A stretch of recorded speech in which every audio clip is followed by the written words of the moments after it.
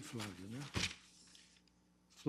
Henrique Unes Pereira falará em nome da Associação Nacional das Operadoras Celulares. Não, da Febratel.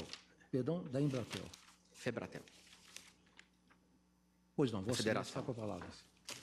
Excelentíssimo senhor presidente, eminentes ministros, relatores, senhores e senhoras ministras, do outro órgão do Ministério Público, depois da manifestação do eminente colega que representou a autora das ADIs, faltaria pouca coisa a dizer. Portanto, na condição de amicus curiae, faria algumas provocações. Qual a razão de o constituinte originário ter especificado que tanto a disciplina quanto a exploração do serviço de telecomunicações seriam de exclusividade da União? Por qual razão? Esta Corte já respondeu isso em determinada ocasião.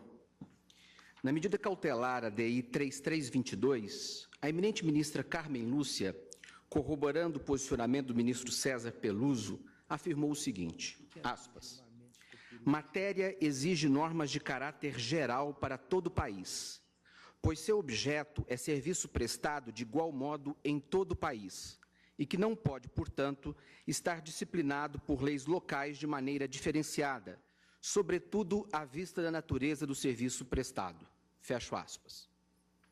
Ou seja, um serviço de dimensão nacional não admitiria uma regulação diversificada ou difusa entre os entes da Federação, razão pela qual o artigo 21, incisos 11, 22, incisos 4 da Constituição da República impôs que a disciplina e exploração fossem de exclusividade da União. Este é um primeiro ponto. E é este fundamento que permeiam as decisões também aqui já mencionadas pelo eminente colega que me antecedeu.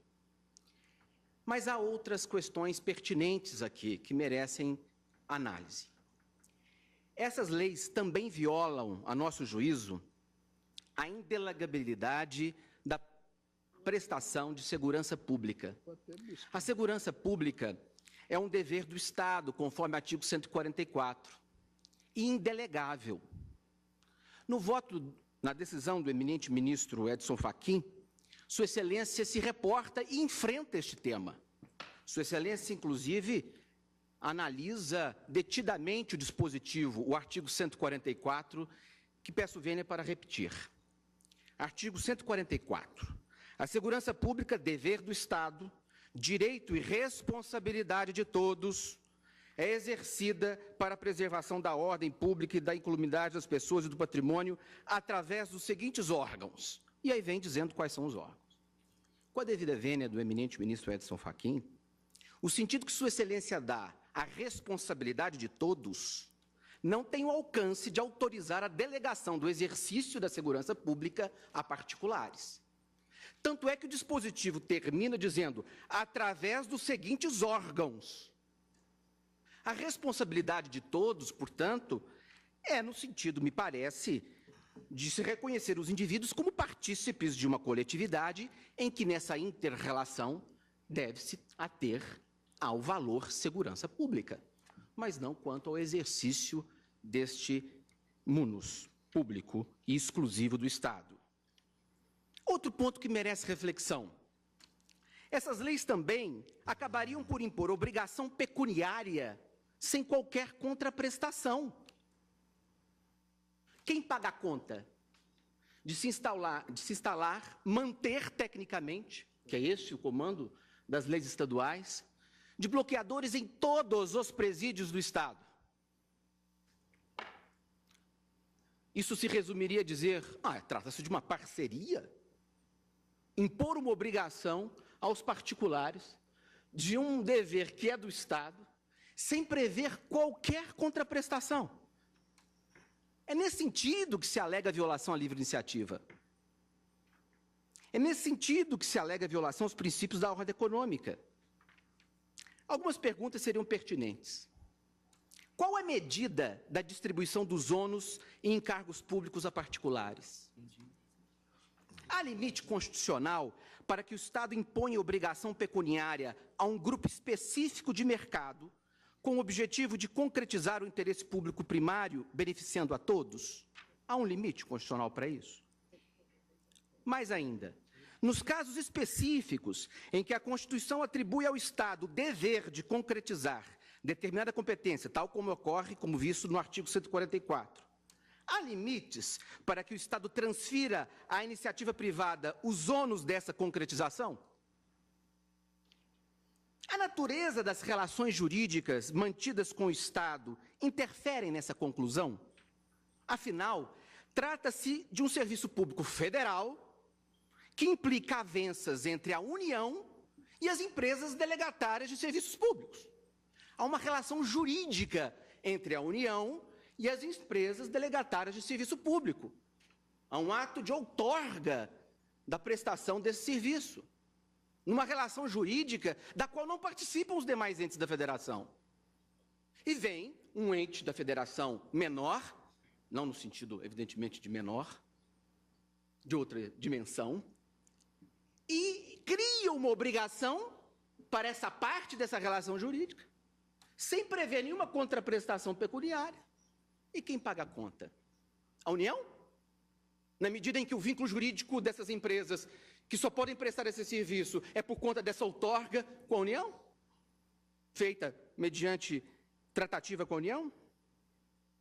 Não se trata aqui, é importante frisar isso, poderia-se dizer, e isso en passant, salvo engano, na decisão do eminente ministro Edson Fachin é colocado, ora, questões de indenização se resolvem nas vias ordinárias.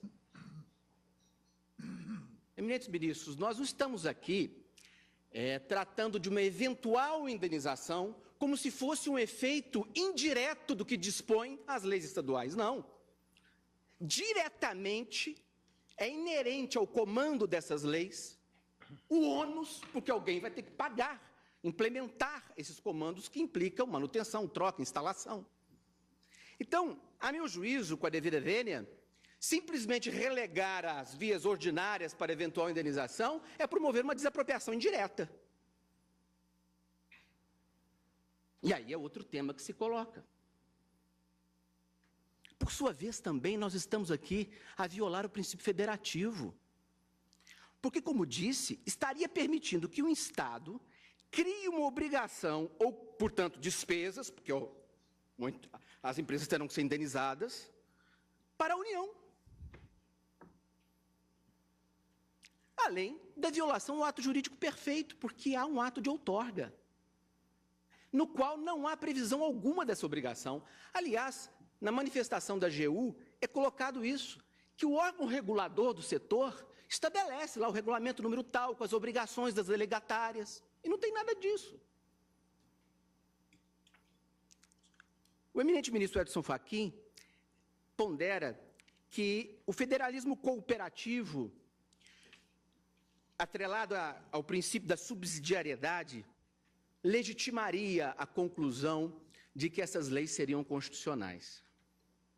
A questão que se coloca é: não haveria uma diferença, ou melhor dizendo, a noção de federalismo cooperativo abarcaria ou envolveria ou legitimaria uma interferência unilateral de um ente estranho a uma relação jurídica travada com a União?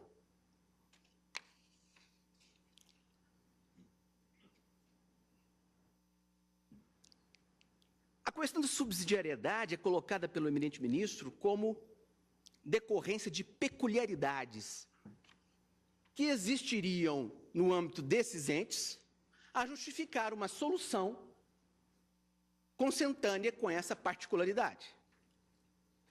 Todavia, como visto, aqui a regulação diversificada iria de encontro à noção de que se trata de um serviço de âmbito nacional e que não poderia ter uma diversidade regulatória sob pena de inviabilizar a prestação de modo eficiente e, vamos dizer, em consonância com a própria isonomia de seus consumidores. Sua Excelência, eminente ministro Edson Fachin, se me permite, cita um trecho em que ele reconhece, de certa forma, essa complexidade. Aspas. O setor é dotado de uma complexa e importante sistemática regulatória, que, como é sabido, diz respeito à prestação de serviço público primordial para o desenvolvimento nacional, no bojo da interconectada sociedade contemporânea, fecho aspas. Se reconhece, portanto, que a ideia do constituinte originário de conferir exclusividade à União na disciplina e exploração teria sentido. Por fim, a ideia de que o direito do consumidor, ou a defesa do consumidor, dentro da perspectiva da competência concorrente, autorizaria os entes federados, para além da União, a legislar sobre o tema, me parece também igualmente, com a devida dele, equivocada. Por quê? O dever de o fornecedor conferir segurança ao produto pressupõe situação em que esse produto é usado de forma lícita.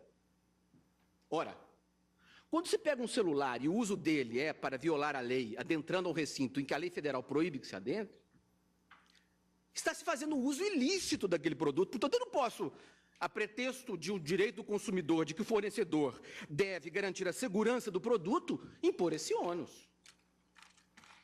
Estamos, sim, diante, talvez, de um tema de fundo mais complexo, como o eminente procurador que me antecedeu disse, de que nós aqui estamos entre o interesse público e o interesse privado. É preciso ter muito cuidado, suponho eu, com esse princípio.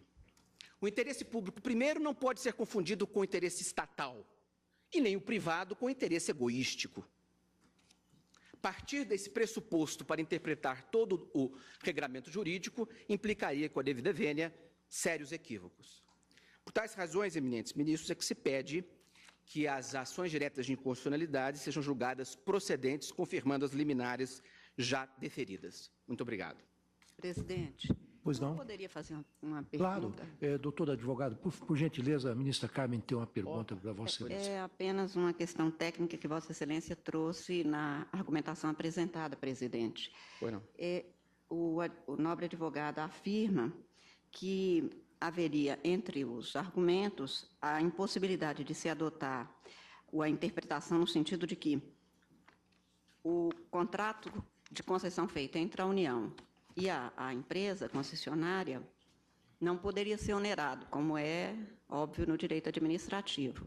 Entretanto, na ação direta de inconstitucionalidade 5356, presidente, que é a que se cuida, traz no artigo 1º que as empresas operadoras de serviço móvel de telefonia deverão instalar, caso em que elas se onerariam na linha da argumentação apresentada pelo nobre advogado, ou apresentar solução tecnológica hábil a identificar e ou bloquear sinais. Ou seja, ela apresentando a solução, o Estado se encarregaria, Estado-nação ou Estado no qual se tem a penitenciária, aquela medida para se resolver. Porque o que nós temos hoje é que, quando se trata, como na lei cuidada na ação direta, relatada pelo eminente ministro Marco Aurélio, se manda bloquear.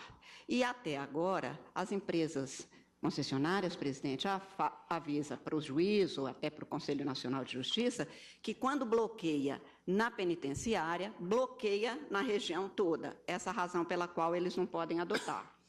Mas, nesta lei questionada na ação direta relatada pelo eminente ministro Fachin, a lei, o artigo 1º oferece dois caminhos. Ou bem se instala, ou bem se oferece a solução tecnológica, porque essa tecnologia está a cargo. Sempre buscando um resultado, que é a utilidade.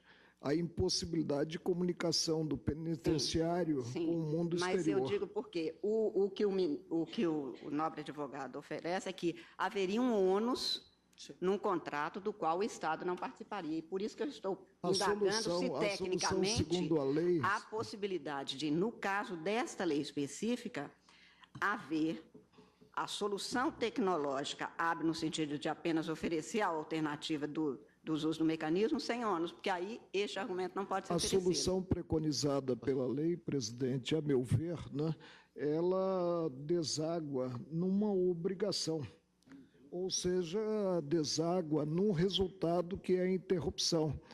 E como a lei prevê, inclusive, multa para o descumprimento do que nela se contém, né, essa ótica ela está robustecida.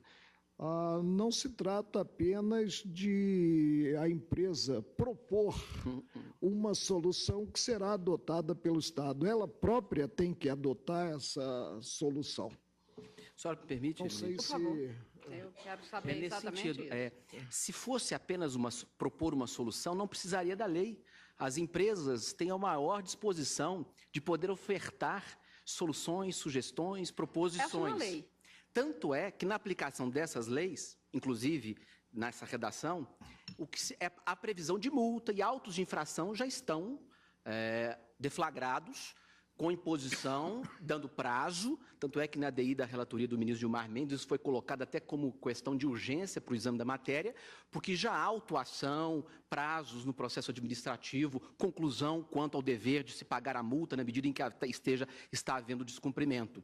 Então, de fato, como o ministro Marco Aurélio coloca, a lei tem como finalidade não apenas uma mera proposição, uma mera sugestão para que o Estado implemente, mas sim a teleologia da norma é de que isso seja transferido para os particulares e é assim que elas vêm sendo interpretadas.